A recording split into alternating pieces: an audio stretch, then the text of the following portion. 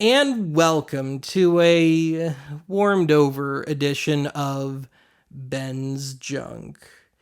Now, you may be asking yourself, didn't Benny Boy cover this already? And the answer would be yes.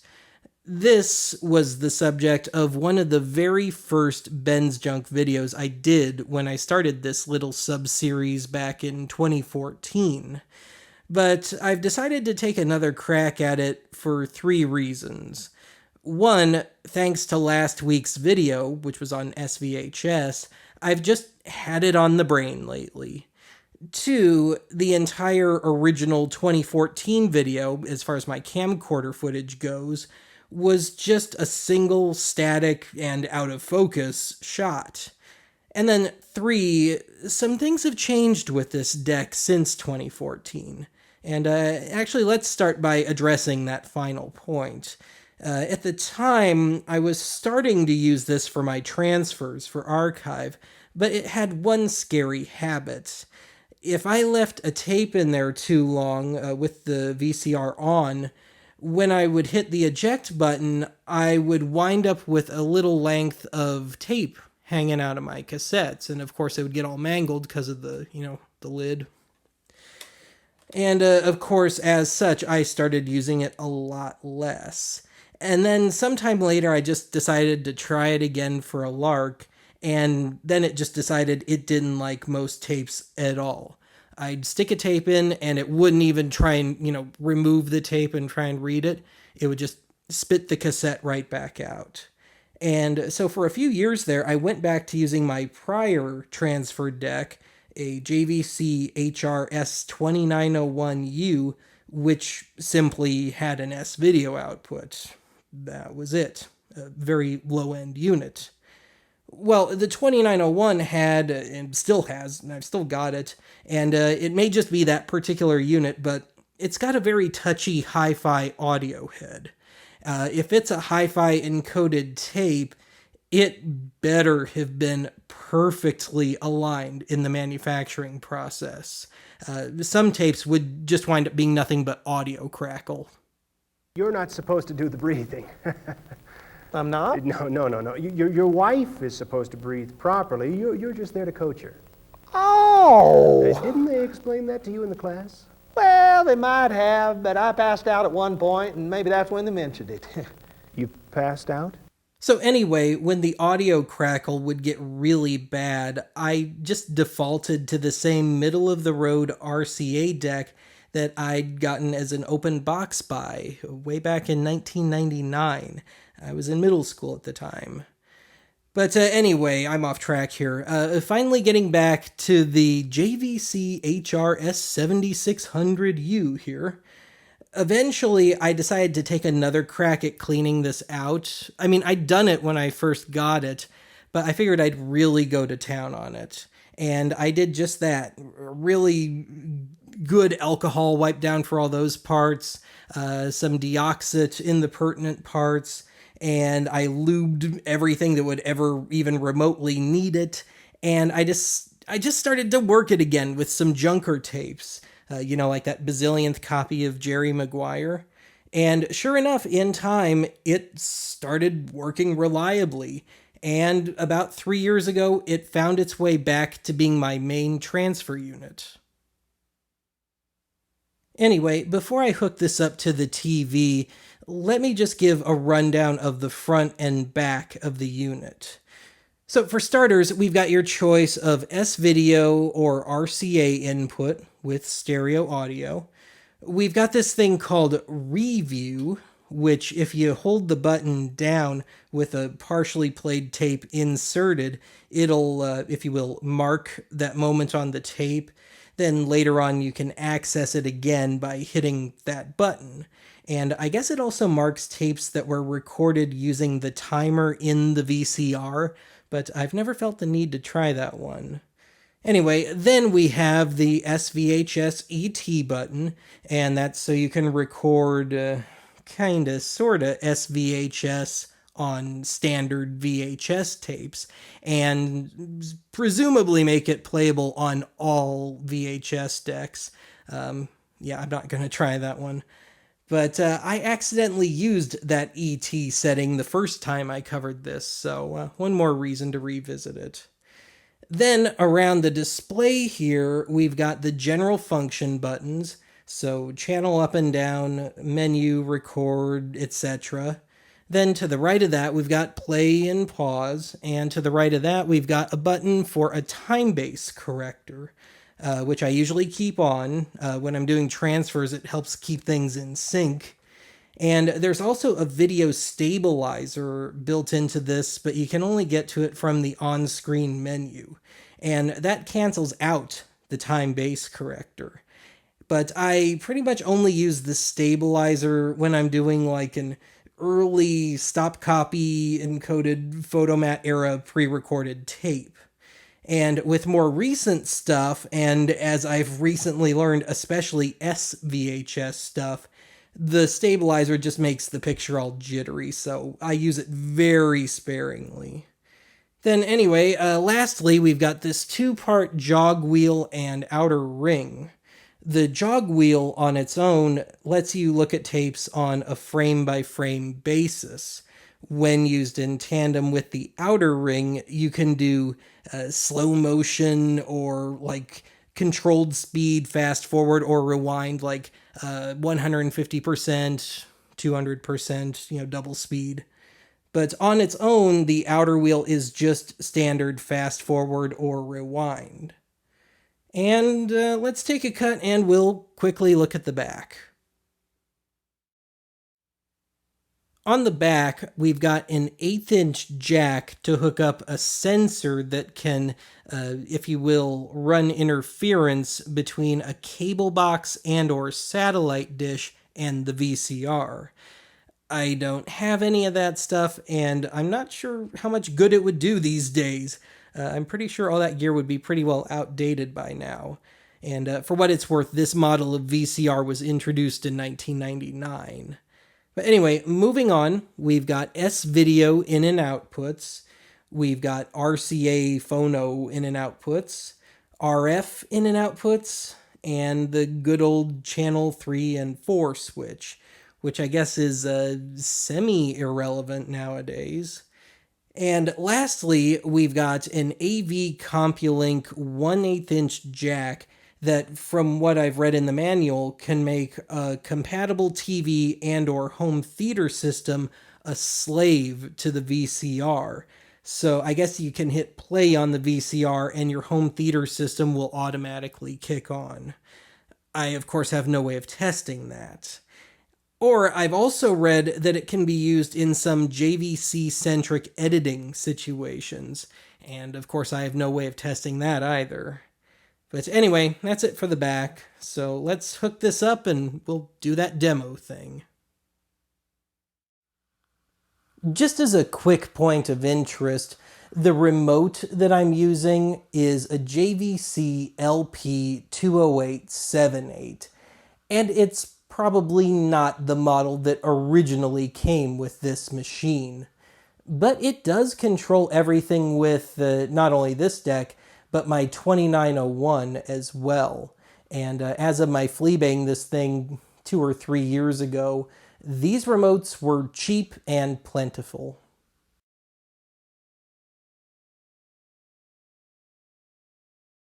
But anyway, back to business. When I covered this VCR the first time around, I took direct feed footage of everything. And I probably shouldn't have, because while you got to see the end result, you didn't get to see the process.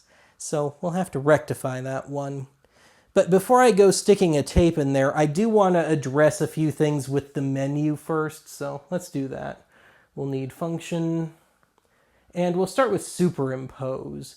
This thing has automatic tracking control, which is great. That's how I prefer it.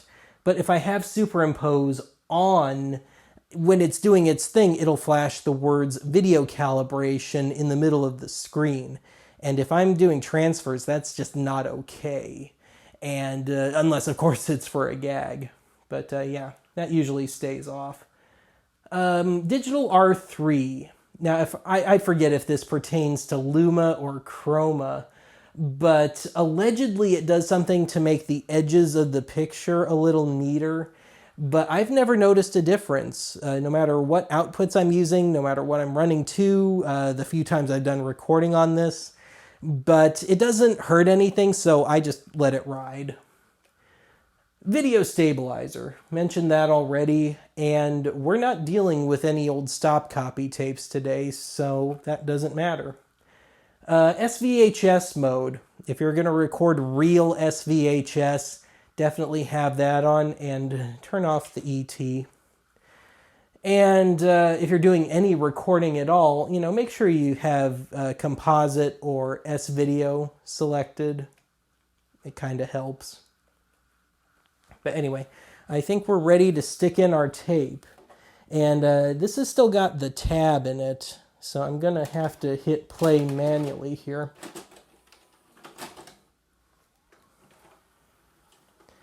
And I'm going to leave the audio up because it likes to do funny things with the audio as I'm playing with it. But all the goofy stuff happens with the jog wheel and outer ring. So we'll start with the outer ring. One click forward will get you up to, I think, 1.5 times speed. Double speed.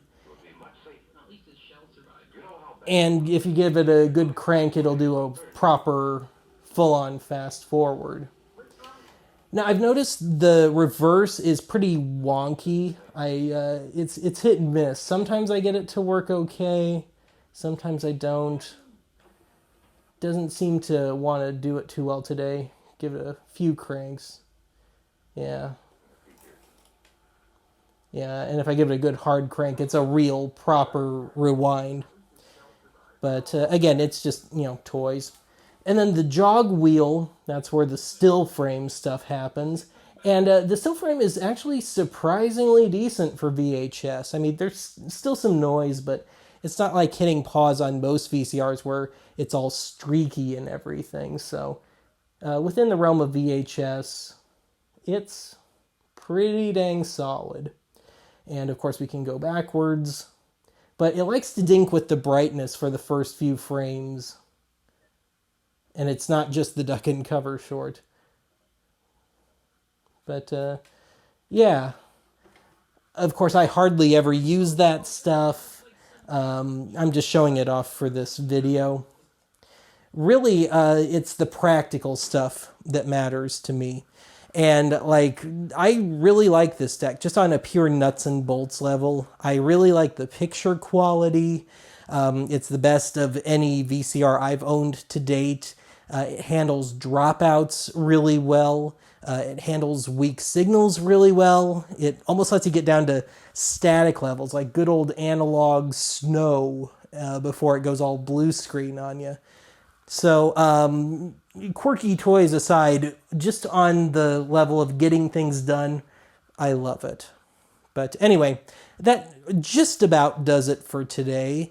Let me leave you with some raw, uncompressed, prior to YouTube anyway, direct feed footage so you can gauge how well this thing records and plays back S-VHS, S-VHS ET, and of course good old standard VHS. But otherwise, that is it for today. I'll talk to you again soon.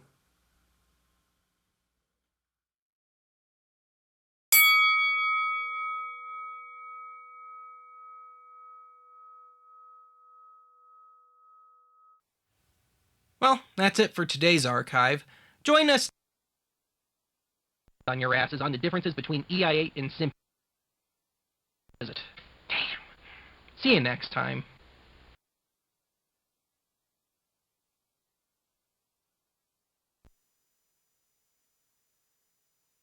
EI8 and SIMP. Well, I guess it's not.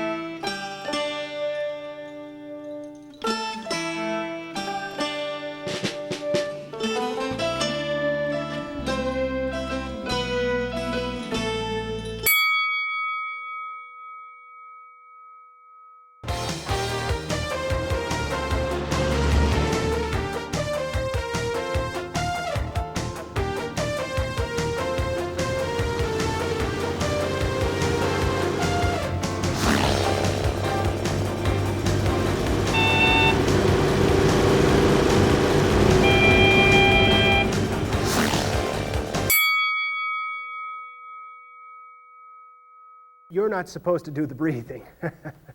I'm not? No. Your wife is supposed to breathe properly. You're just there to coach her.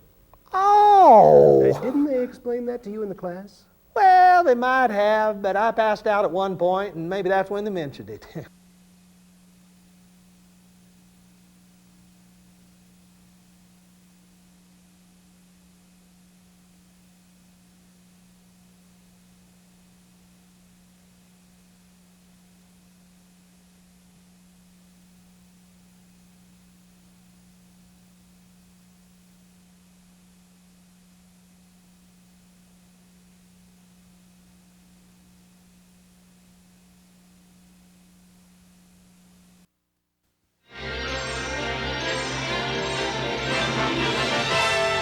And now we're pleased to bring you our feature presentation.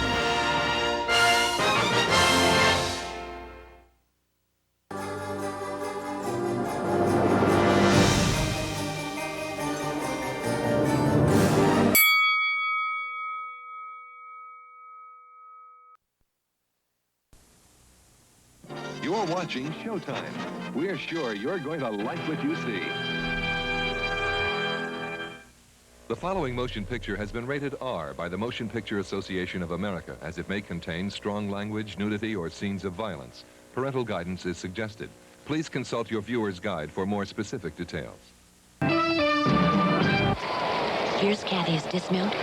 A full twisting front somersault, a great exercise. Kathy Rigby, Twiste Free Mexican. You know, you've never heard a celebrity talk about feminine protection on TV before. Well, I wanted to be the first because I think it's perfectly natural. Stuck in this swamp of despair, and poetry is that canoe and the paddle that'll help you get to the next place. I think if we don't have our poets, a people doesn't have its voice.